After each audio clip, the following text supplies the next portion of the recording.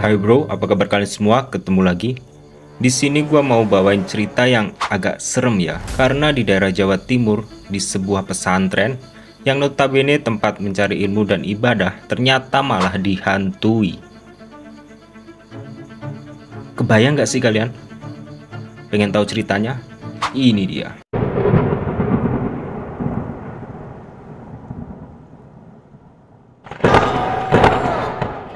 Ya, kisah ini dimulai dari seorang santriwati di sebuah pesantren di Jawa Timur yang bernama Herlina. Herlina ini pada suatu hari ketahuan mencuri batu akik milik pimpinan pesantren oleh pengurus pesantren.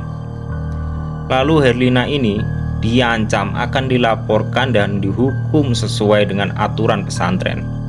Karena Herlina ketakutan, dia lebih memilih untuk melarikan diri, kabur dari pesantren. Tapi malangnya, saat dia kabur dari pesantren, dia mengalami kecelakaan dan akhirnya meninggal dunia.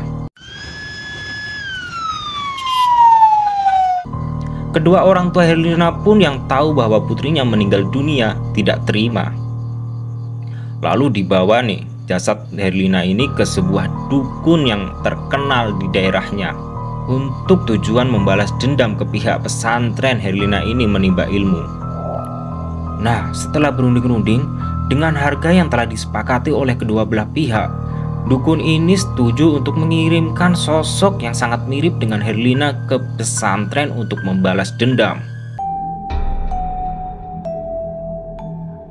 Pihak pesantren yang tidak mengetahui kalau Herlina ini sudah meninggal, akhirnya mau menerima Herlina kembali dengan syarat dia harus minta maaf dan menjalani hukuman yang sudah ditentukan.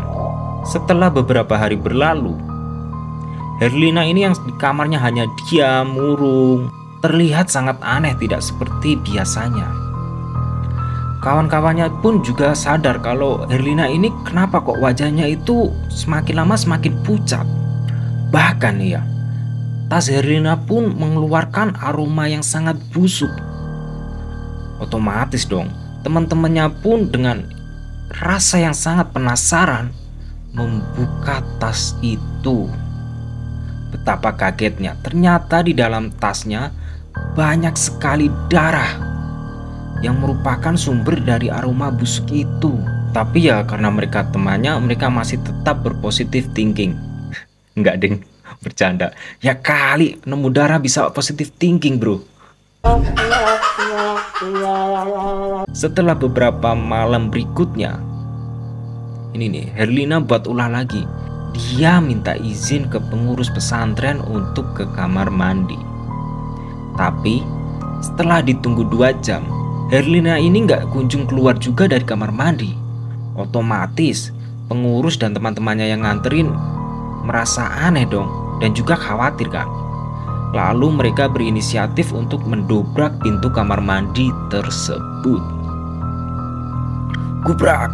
Setelah terbuka, betapa kagetnya mereka. Ternyata di dalam bukannya Herlina yang mereka temui, tapi sosok wanita berbaju merah dengan taring yang panjang dan tertawa.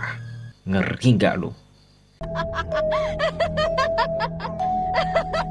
Ya, terus apa yang lo harapin? Kaburlah mereka, takut bro. Setelah kejadian itu, mereka pun langsung lapor ke Pak Kiai. Cacat-cacat, entah bagaimana prosesnya. Intinya Pak Kiai menangkap sosok tersebut dan dimasukkannya ke dalam botol dan dibuang jauh-jauh. Kok gampang amat ya? Setelah kejadian itu, akhirnya mereka kan sadar kalau yang selama ini ada di pesantren bukanlah Herlina. Untuk mencari kebenarannya, mereka datang ke kediaman kedua orang tua Herlina. Dari situ terungkap bahwa Herlina telah meninggal. Untuk masalah perjanjian orang tuanya dengan dukun kurang tahu ya. Tapi nih ya, yang katanya tadi udah dimasukin botol terus dibuang jauh-jauh, nyatanya sekarang ini banyak yang mengaku melihat penampakan Herlina ini di pesantrennya. Masih gentayangan cuy di pesantren loh. Gimana menurut kalian? Kalau aneh jadi ortunya sih, ya nggak terima lah. Masa mati cuma gara-gara batu akik? Nggak make sense gitu. Ya wajar lah ya kalau kedua orang tuanya pengen balas dendam. Tapi ya jalan yang mereka tempuh salah sih. Jalan yang mereka ambil salah, nggak patut ditiru. Sekian dulu untuk video kali ini. Jangan lupa untuk menantikan cerita-cerita selanjutnya. Goodbye. Terima kasih untuk yang sudah subscribe, like, dan share video ini. Sampai jumpa di video selanjutnya.